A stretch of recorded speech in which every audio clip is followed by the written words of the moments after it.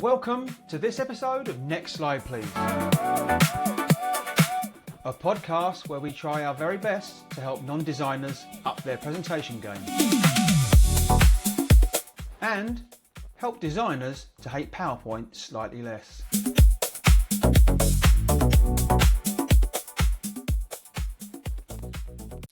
This episode's all about Present to Succeed in Sofia. It was titled, It's Not Just Storytelling, It's Chemistry. We're going to discuss that and share some of our hot takes with you. I feel like I've heard that before. Nailed it. So last Friday, Andy and I pulled out our laptops, made a coffee, and we streamed Present to Succeed 2026 live from Sofia, Bulgaria. And it's one of Europe's biggest presentation conferences. If you don't know it, check it out. And this year, the whole thing was built around one theme, storytelling. Yeah, Mark, PK, you missed out on this one, guys. I know. I love storytelling, so I can't wait to hear what you've got to share. Well, some of us are busy. I love that you guys got to take a day off, and watch telly today. So good for you. But I'm really excited to learn about it. Storytelling's not always my strong suit, so I'm excited to learn what you find out.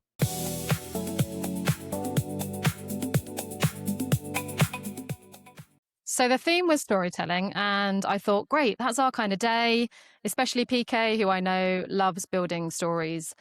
But what I didn't expect was how deep it went. Andy, you can confirm this. It was a lot, wasn't it? What was your first impressions? Yeah. It wasn't just like, how to get stories into your slides. It was like neuroscience and psychology and lots of C's and chemical reactions. And it was amazing what was happening in what's going on in someone's brain when you speak. And I was listening to it all going, this is fireworks going to be going off in Emma's head. Like, this is her wheelhouse, right?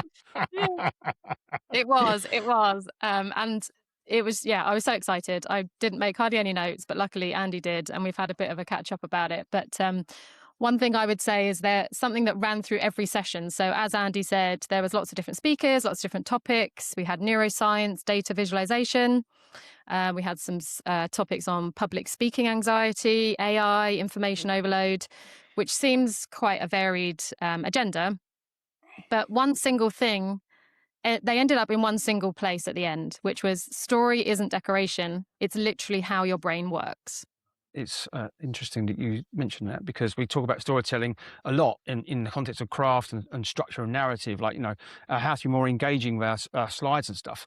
But what the presenters kept saying, like, from all different angles, is this isn't about style, it's about biology. And I was like, what?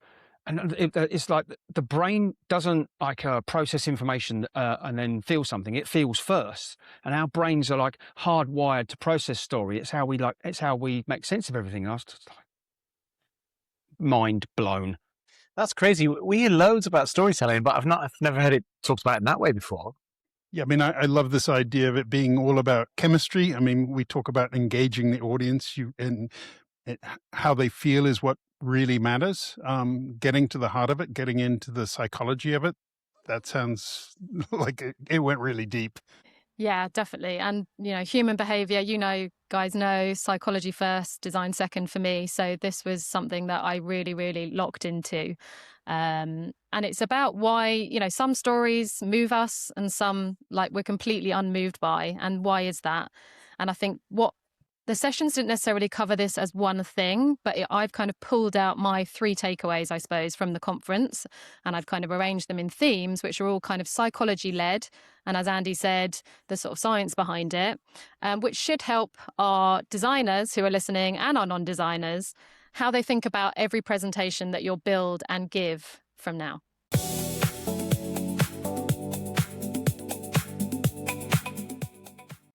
First off, story chemistry. One of the speakers shared some famous quotes of famous people talking about stories, like Barack Obama when he said, stories can change the world, and there were some other ones as well.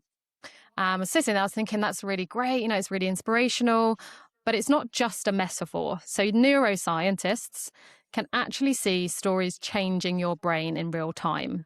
So chemistry actually shifts, your physiology changes, and different parts of your brain actually light up when you hear a story that you're interested in or that touches you. and this is what we often miss, don't we? We think of storytelling as a communication style or a technique, but it's something you sort of layer over the top of your content. But that's not what the science is saying, is it? No, and when you hear a story that lands, I think a lot of the sessions picked up on this, is that there's actual sort of chemicals that are being activated in your brain. So you've got three main ones. So you've got oxytocin, cortisol, and dopamine. So I'm getting a bit technical here. I'm getting a bit into the biology of it. But if you've got oxytocin being released, that is going to promote trust and closeness. You're going to feel a connection to the speaker. And then you've got cortisol, which is related to urgency, concentration, which is obviously a good one when you're giving a presentation. And also it helps make good decisions, which is definitely what we want when we're trying to get the outcome that we're looking for. And the last one is dopamine, which we've probably all heard of, and it's connected to the part of the brain which is related to like the reward center almost. And that can help sort of drive a bit of anticipation and get people motivated. So as you can see, these are all related to things that we want from our audience when we're giving presentations. We want them physiologically to react differently when we've given them a good story. Yeah, this is blowing my mind. This is That's crazy. The only usual reaction I have is that when Andy speaks, I start falling asleep. So is that connected? It's not just you, mate. It's not just you. Yeah, but It's mutual. Dave, All right, Dave always gives us that dose of dopamine, doesn't he, when Dave comes in the room? Yes. Yes. PK, Dave always Dave is the only one that listens to me and my family. I feel you. But what you're saying is, you're saying that like two people can hear exactly the same information, one delivered as data, one delivered as a story, but their brains are having completely different experiences of receiving that information. That's nuts. Yeah, it is nuts. And I think, we've all heard that people don't actually make decisions based on the best argument. In the real world, there's lots more going on. So you're more likely to make a decision based on how you feel and how you connect with that person. And the logic sort of comes later. And we always use that logic to sort of justify our decision that we've already made because we felt something. And as someone who like spends a lot of time looking at presentations professionally, this like explains tons. I mean, like you could have two decks that on the same topic, same data, same structure. One lands, one doesn't, and you can't put your finger on why. One triggered the chemistry, and the other one didn't. So wait a minute. Did they share how you trigger this chemical reaction? Because I don't think most people are kind of trying to do that deliberately in their presentations. How exactly do they recommend that you trigger these chemical reactions that are so critical to making people feel good or get the right reaction out of people? Yeah, so there was loads of sort of good tips in there. So if you can rewatch the sessions, that would be good, and you can pick out what you find most useful. But I think the overall impression that I got was one of, telling a real story. So not a case study, not a statistic that you've kind of put a bit of narrative around, but actually a real moment. So I think one of the speakers suggested, having a notebook and writing down stuff that happens to you, maybe every day or every week, something that you can draw upon in those moments of being, wanting to tell that real story, something you really felt. And, pick a good story, obviously, that's relatable for your audience so that they can feel it as well with you. Yeah, that sort of goes back to like caveman times, doesn't it? It's like deep in our brain, we've always been storytellers, and that's how we've got information shared, and that's what people log on to. So, yeah, that's fascinating. So takeaway one is chemistry first. The story that makes someone feel something is the most powerful tool we have and that we can use. Yeah, great. Yeah, I think, AI can pass data, it can collate data, it can run the back end of your business, right? But it can't generate a real human story. We talked about that in episode 2, and, Claude can design. It can do a lot, but I don't think that it can create a real, genuine human story that's going to create that kind of chemical reaction that you're looking for, right? Yeah, that's what really matters. I couldn't agree more. I remember once I did a presentation, and it's only an internal one, but my kids were really small at the time, and I used to get off the train to get home, and my journey home would go very, very close to their nursery. And then like they would, my little girl, my youngest was in the pushchair. My eldest was like, would see me, and then she'd run towards me and give me a big hug. And I used to get my phone out and record it. So I was like, I just want to keep this, because if I miss these moments, I'm never gonna, I want to remember them. And I dropped it into presentation, and around the context of the story, and everyone was like, "Aw." Guess which You know, presentation was remembered the most? you know, that brings up a good point. Whenever I was coaching people who were presenting virtually, one of the things we'd recommend to people is they put a picture of their loved one right next to the camera, so that when they're presenting, they're talking to that loved one, and it gives them that sort of positive feeling, that positive vibe. So that kind of ties into what you're talking about, Andy. That moment when you Yeah. see a loved That's one a- is really powerful, right? That's a clever idea. I hadn't thought that. Yeah, and actually, I can't Uh, remember, Andy, who it was that said it, but one of the speakers was saying, like, don't be afraid to share, a story that is maybe a bit personal, if you're happy to, because that's where the connection might come from. And it might seem boring or uninteresting or not even relevant to the thing that you're presenting, but that's almost better, isn't it? Because you're sort of almost making a connection, and then you can have your ask. Then you can say, this is what I want, this is what I need from you. So it sounds a bit manipulative, but that is, getting that connection. No, but you tug at the it's clever. heartstrings, or you resonate with someone with a shared pain point, and then that's it. Yes. You've got them. I don't know if it's like a British American thing, and maybe other cultures as well find challenges with this. But I used to work with this American company, and we'd go for these offsites, and most of the American guys were really comfortable sharing really, really personal stories, and kind of Brits were like looking around each other, going, "What is going on?" But it just made you instantly relate to that person that you'd never met before. Yes. And I think we struggled a little bit to open up, but it was like the best icebreaker, and it broke down so many barriers straight away. So I think it's probably the same principle, right? It's like you feel like it's you get definitely a to know that cultural person. thing. Definitely a cultural Yeah. thing. If you look at Brene Brown's YouTube video on being vulnerable, that's gotten to 24 million views. Wow. If what makes that really powerful is that she's sharing something about herself, something deeply personal, something that we can all relate to. So yeah, I think Mark, you're right. I think it's harder for certain cultures to do that. Emma also brought up a really good point too. Sometimes people see, when you engineer a story to tug on the heartstrings, sometimes people see it as being manipulative. But if you do it in the right way, where you're just kind of sharing a bit about yourself, you're telling a story that everyone can relate to. It's more about helping persuade them to try and do something that's going to help them, and it's not being manipulative. It's not like you're trying to get something out of them or do something like that. You're trying to help them. We're trying to help the audience, right? So there's always this feeling when you there's always this feeling that we're being manipulative, but when you're engineering a story so that it connects with people, I think you're doing it because you want to help people, right? There's a gift that you're sharing there, hopefully. Yeah. The only flag I'd have, and I don't know if this sort of meme made it over to the US, PK, but I think Emma and Andy, you might be familiar with this, but our Prime Minister's going for some troubles at the moment.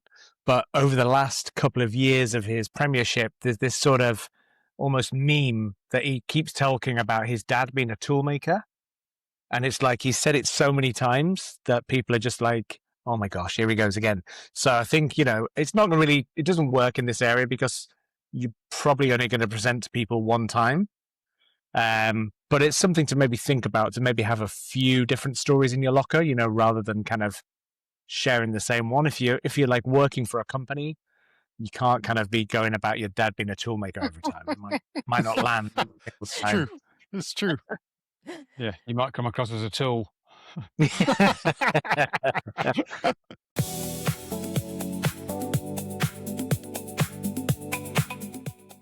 Okay, takeaway 2. I've called this one the curiosity gap. And it's about things that happen even before you've started with your story. So one of the frameworks that came up at the conference was from Will Storr, and he told us all about the 4 C's in the science of storytelling, and they were change, curiosity, crisis, and causality.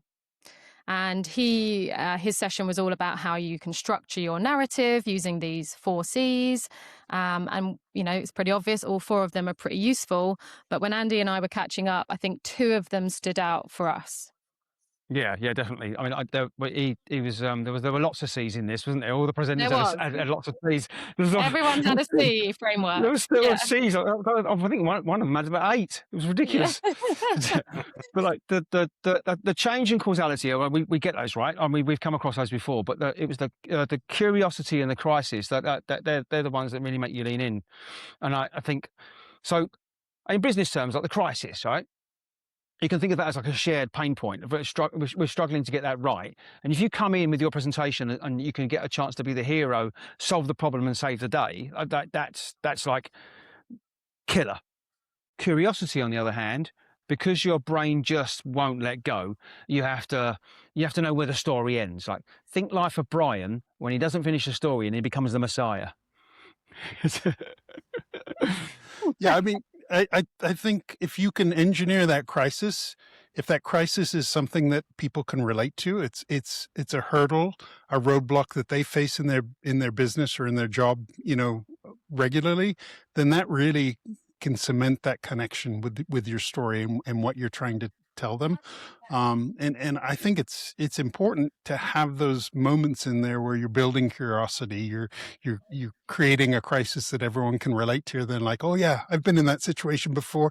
Then they're in the boat with you, right? Mm-hmm. All too often we want to kind of bury the lead and lead with whatever the solution is or whatever the answer is, and we want to give that executive summary so everyone gets to the point that they want to.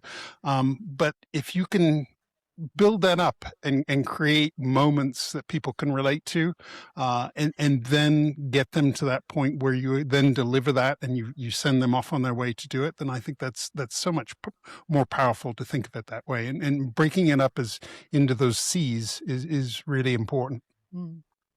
Yeah, I really like the C's, although there was a lot of them. Andy wasn't there. Yeah. And I think from my point of view, sort of the psychology behind it. So curiosity and crisis, they're both working on the same psychological mechanism.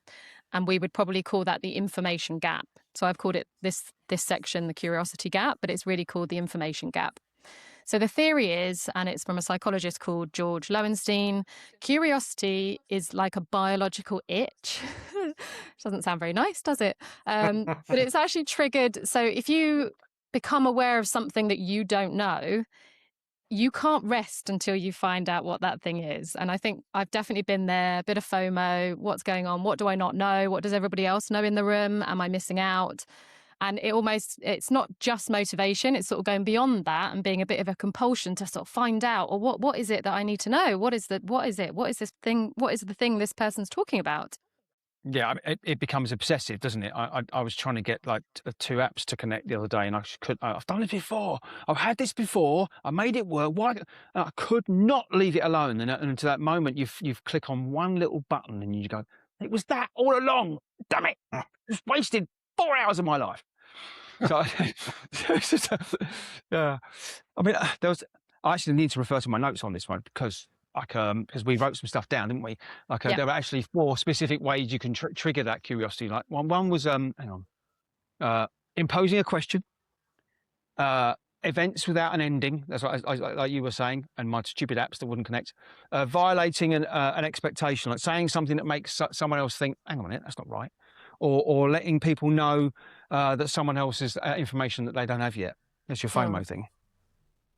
Yeah, and I think that last one's quite underused, isn't it, Andy? And I think if you do think that somebody else in the room knows something that you don't, that can really build that sort of tension and that kind of anticipation. And that's kind of what we're looking for in terms of that sort of chemistry that we want people to go through when they're going through like the story that we're experiencing with them. And I think presenters could probably use that a little bit more. I think we've touched on it already. So, not giving all the information out at the beginning, building that story arc or that narrative flow. And I think this is sort of hitting on that as like building that curiosity. And then the second one's crisis. So sorry, Andy, do you want to reply? Sorry. Well, on that, I was just going to say, like, one of my absolute heroes is when it comes to this, and one of the people that sort of, without me realizing it at the time, inspired me to do what I do now when I sort of found my way into presentation design.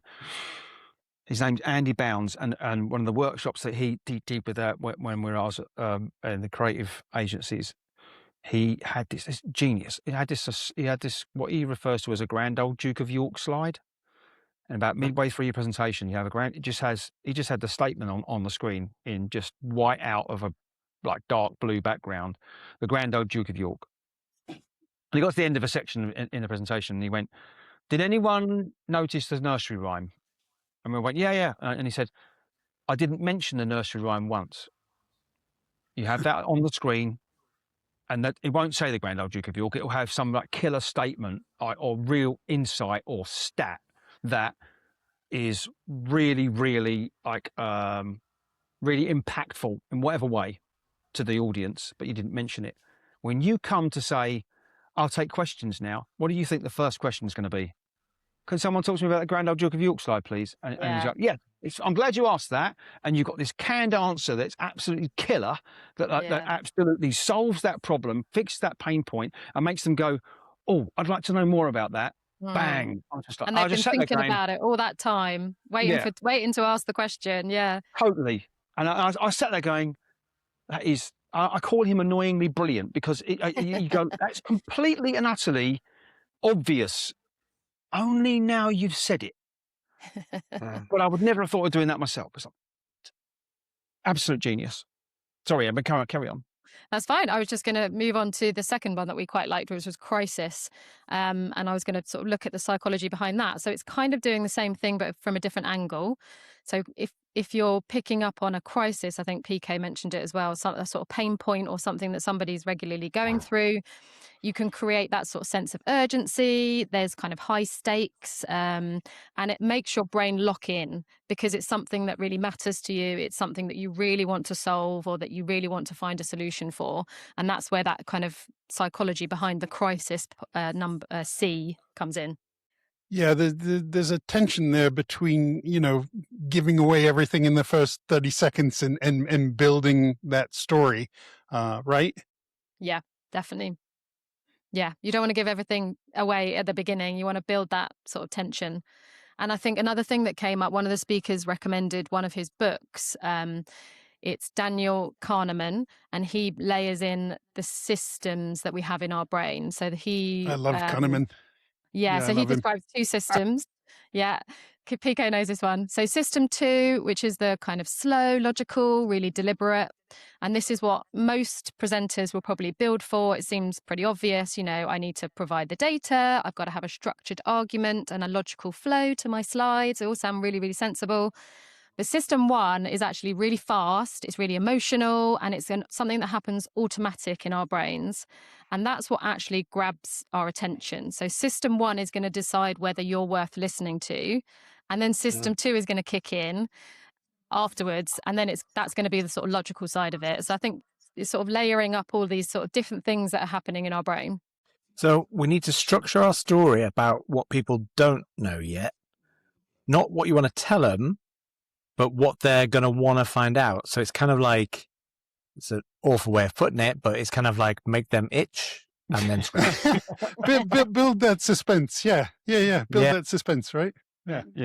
I mean, so I think I can't remember which one it was. Didn't someone mention the Pixar formula?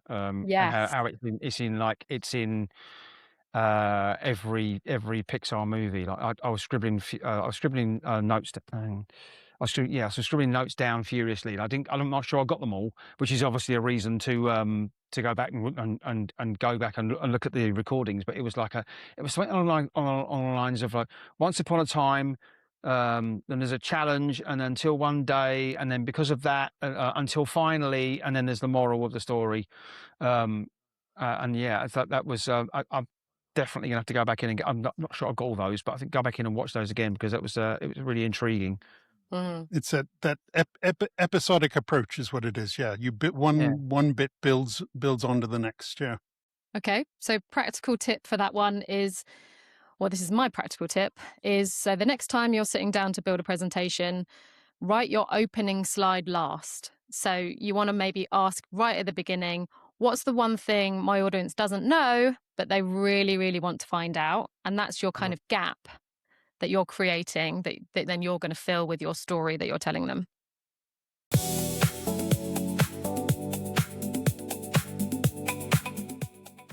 So number 3, I'm calling this constraint and clarity. So probably 2 words that a lot of us have heard when it comes to report writing, and especially us, designing presentations and the content that goes into those. And it sounds quite simple, doesn't it? But one of the sessions talked about constraint. I think they used 4 words, 5 lines, but there's lots of different sort of theories out there about how to, keep things constrained and clear as a format of kind of storytelling. And the instinct is kind of to say, okay, that's great, minimalist, less is more, we've all heard these kind of words, but there is actual psychology behind it that's a little bit more interesting than just minimal. Yeah, I love those 4 words. I think those are critical for anyone building a presentation, and I can't wait to see the recording. I think is it coming out this week or is it next week? It's coming out soon. Yeah, very soon. I think it was so a week ago that the event was on, and then they were saying 2 weeks from the event date, so imminent. Yeah. So can you tell us more about that? Yeah. So what's going on behind? So it comes down to cognitive load. So we've probably all heard that term before. Our brains have a limited capacity for processing information. Unfortunately, we're not like computers. So when you overload it, so you might have too many words, you might have too many data points on your chart, or you might just have too many slides that you're running through really quickly. Your audience and your listeners are not going to get just tired. They're just going to shut down. They're just going to shut off. And that's when that curiosity that we were talking about earlier, that just switches off as well. So you've kind of lost your audience at that point. Yeah, I mean, this is it's quite impactful, isn't it? Really, because like we're living in a world where there's more information than we can process. Like AI generates content faster than we can read it, which is just nuts. I think it was which one was it, Emma? Was it Elliot Rayner? Because he was talking about 32 gigabytes of data per day. Yes. And then on average, we have like 18 tabs open. And when he said it, I looked at my browser and went, yeah, there's at least 18 there. Yeah. And that's not even the ones that got minimized down the bottom of the screen. Yeah, I think we're all kind of dealing with that cognitive overload, and especially, I mean, everything around AI. It's like every day there's something that pops up that I need to learn about AI and all the rest of it. But clearly, building a story that is human, that people can connect to, that creates these chemical reactions in people is important, and that's a human story, right? I think that's really reassuring. Yeah. So like rarer means more valuable. I suppose, yeah, it comes back to that, the sort of psychology. It's been, that's the way that we're programmed, isn't it? So if you simplify something, or if you apply a little bit of constraint to your presentations, you're actually using quite a sophisticated psychological trick, really, because if you're stripping your story back, you're not just making it simpler, you're forcing your audience's brain to do the work itself. And I think Andy and I really liked this. It was that sort of concept of giving people just enough so that they have to fill in the blanks within your story and figure it out for themselves. And those things that we figure out for ourselves are things that we probably trust a bit more, and we'll probably remember a bit more because we've filled them in.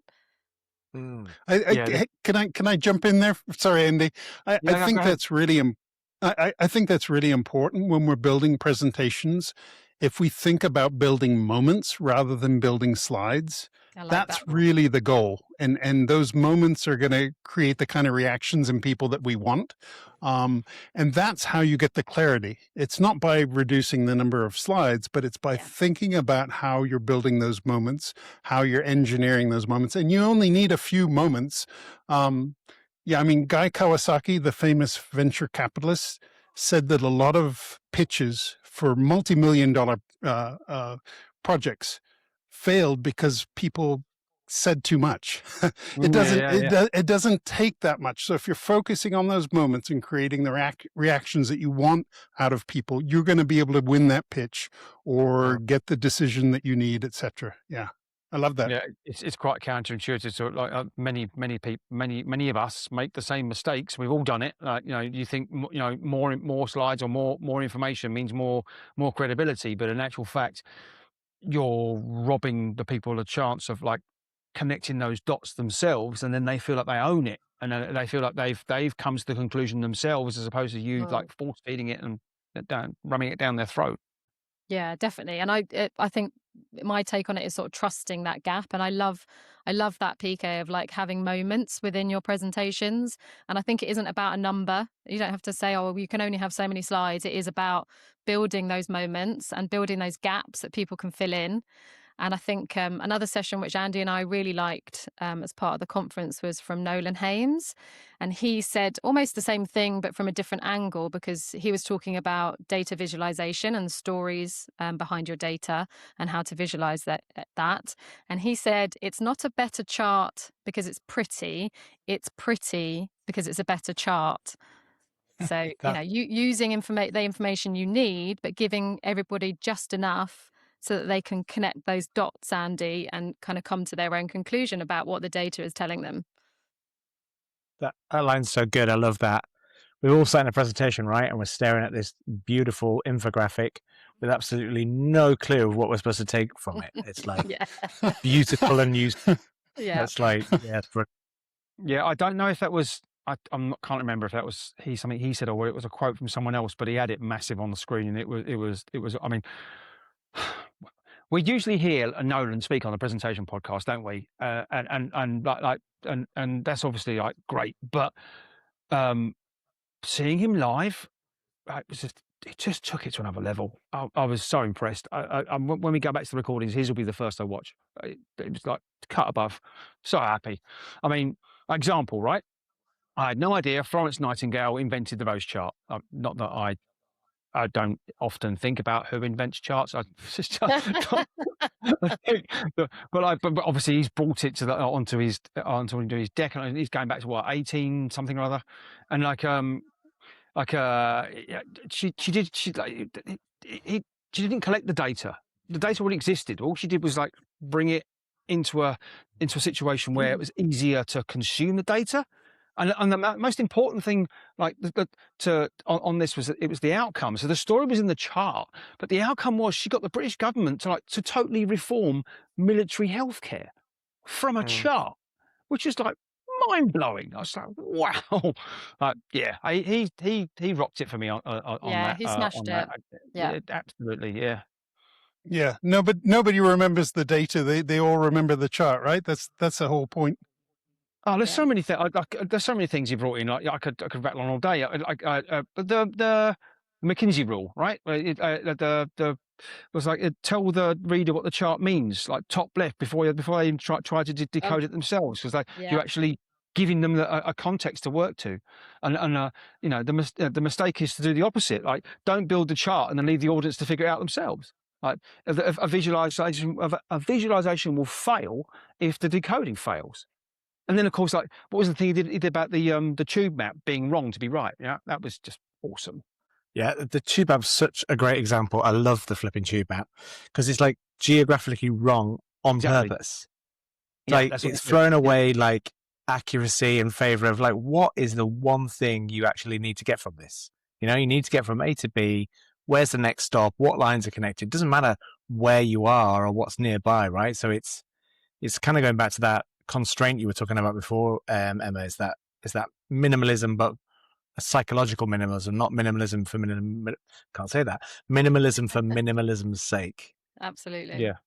You just need to know how many stops. That's it. That's, Yeah, all, that's all you care about. Yeah. And I think most presenters are worried about leaving out a bit of data. And so they put in too much data and they have way too much in the chart. They don't realize that leaving that in there takes away from what actually matters, right? So people can't even see or find what matters. So yeah, I love that. One thing that I always tell my clients is, is to take the steps of looking through your presentation. A lot of people, when they're presenting or they're building presentations, they're in a rush. They think one of the best things to do is to put as much information into the presentation as possible, and so that the audience are going to get it. But it's actually, for me, that's the completely the wrong way around. You need to do that. That's got to be your first step, is to get all that information out of your head. But then you got to narrow it down into what's the best way the audience are going to receive it. Yeah. What's the one thing you want them to do? Or the three things you want to remember from the entire deck. That's the one thing. Or what's the one thing you want them to do at the end of the deck? Like if it's a decision, you just got to narrow it down to you need this information. This is the reason why, or there's the fear factor. If we don't do this, this is going to happen. We need to make a decision. Let's make it now. And you used to condense that down, which is like, I remember when I was at M&C Saatchi, they used to have massive printed on the walls. It was like it's really easy to make something complicated. It's really hard to make something simple. Yeah, like that. 100%. Subtracting things, taking them away is always going to be harder than adding stuff in. As we know, we've seen decks with pretty much everything in, I'm sure. So the practical tip, right, I'm going to quote Nolan again. And he actually said something which I really liked, which was, if you think something is cool in your presentation, cut it. Yeah, I remember that. Can you tell us more about that, Emma? What's the reasoning behind that? I think in his session, it was more on that sort of data visualization, so charts and things like that. He put up some hilarious sort of charts that were built with German banana chart. Yeah, all the different charts. They were so funny, and lots of different sort of infographics, which were just so complicated. And I think it just, we're talking about subtraction, taking things away, making things a bit simpler. And he sort of said, if you look at a chart and you think something on it's really cool, or the whole thing as a totality looks cool, you probably just need either revisit it or just pull out the bits that you want from it. But yeah, I like the way he said it. It was like, if you think it's cool, cut it. Yeah, it was really. I think. Go on, PK. Well, I think we're hitting a pain point here for a lot of presenters is subtraction. Mm-hmm. And I don't know if you've ever heard of the IKEA effect. That says that if you built something, no matter how ugly or cheap it is, you're still going to keep it. I mean, we all have those shelving units that we built in university, and we still got them in the back room, etc. And I think with presentations, if you've made that slide or you've made that point in your script, it's really hard to cut it. If I were to give someone a tip on how to avoid that pain point of subtraction, because we all know how difficult that is, it would be to figure out what you want to say before you start, and really figure out what matters most, so that you don't have to do that subtraction when you get to the deck. Because if you figure out those moments, you figure out the key points, you figure out that bit of data or that image that we were talking about before that's going to create a reaction with people.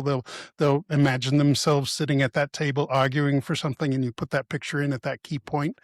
If you think about those things as just simple elements like that, you can avoid the subtraction by paring it down while you're actually building. And a framework is really powerful for doing that. So clever. Yeah, I love that. Now, I was going to say, I often say to my clients who are struggling to sort of put their content together, if I'm helping them, and I sort of say to them, get some sticky notes out and just start building up your story with them. Don't look at the slides you've used before or that someone else in finance has sent you and it's a horrible chart. Don't start there. Start with a nice blank post-it note where you can write maybe 2 or 3 words on it. And I think starting like that is a lot easier than subtracting stuff. I agree with you, PK. That's killer. I always say to my clients as well, never start with the slides. Just keep away from them. If you're building your story, build it somewhere else before you go, because it's so easy to kind of build loads and loads and loads and loads of slides. and it's really hard to, just focus down on your message before you even get near a deck. So, yeah, good.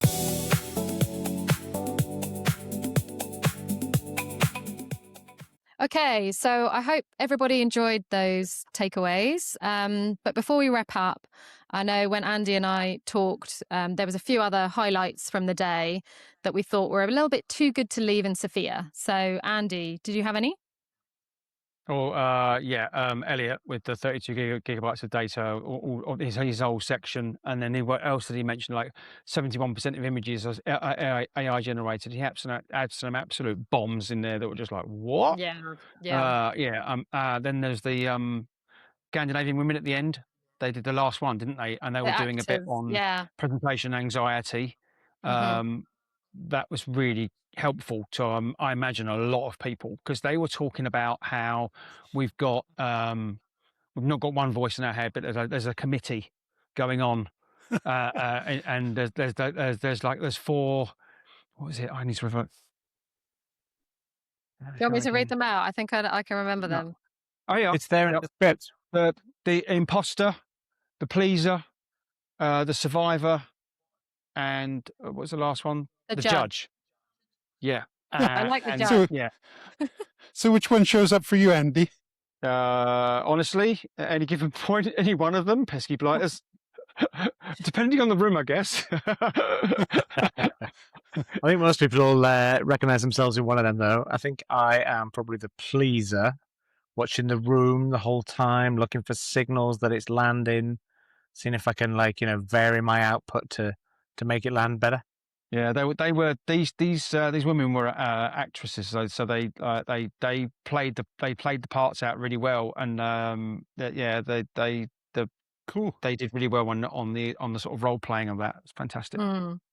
Yeah, and I think the biggest takeaway was sort of saying that, reframing it. So just saying a part of me. So whether it's that pleaser, the imposter, the survivor, the judge, whoever you've got in your head, that part of you is anxious or is worried, and that means that part of you can work with. Because if if it feels quite scary when you say, oh, I've got to stand up on stage and I'm feeling really anxious, but if you identify those different parts and actually give them a name, maybe something funny. I think one of the women said that she'd given her judge a name, and she pictured him in kind of robes and like in a sort of court setting, so she can kind of picture him and she can talk to him and say, no, I've got this, stop judging me, and she can kind of own it a bit more.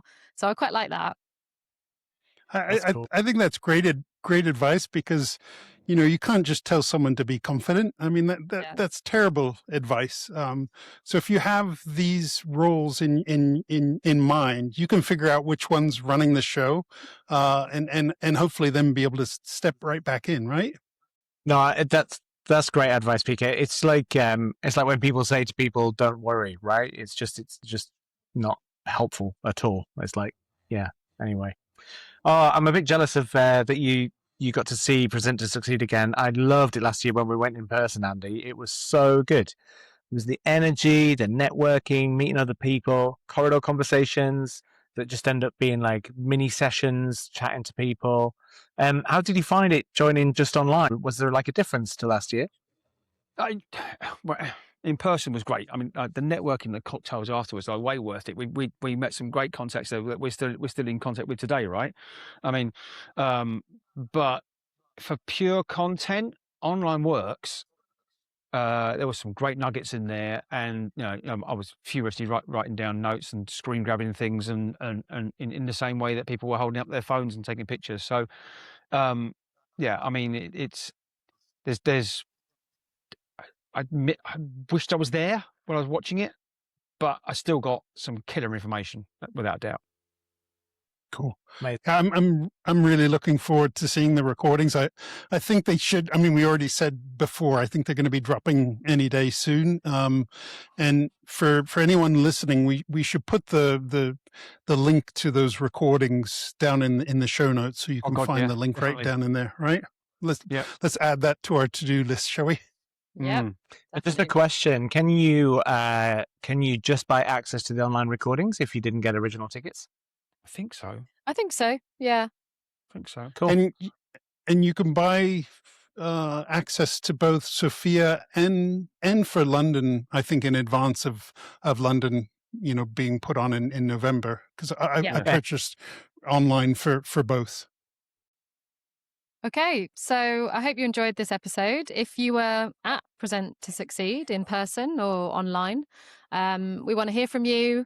Maybe give us your takeaways, what you took from each of the sessions, what your highlights were, what surprised you, and also maybe the things that we missed. So that's it for this episode of Next Slide, Please. Thank you so much for listening. As Emma said, we're on LinkedIn and YouTube and Spotify and Apple Podcasts. You soon won't be able to get away from us. You can find me at birdboxdesigns.com and LinkedIn and also Instagram. And you can find me at 6mileshigh.com. And if you search for 6 Miles High on LinkedIn or Instagram, I'll be there as well. And you can find me on LinkedIn, PK Steffen, as well as my website, pkdigital.net.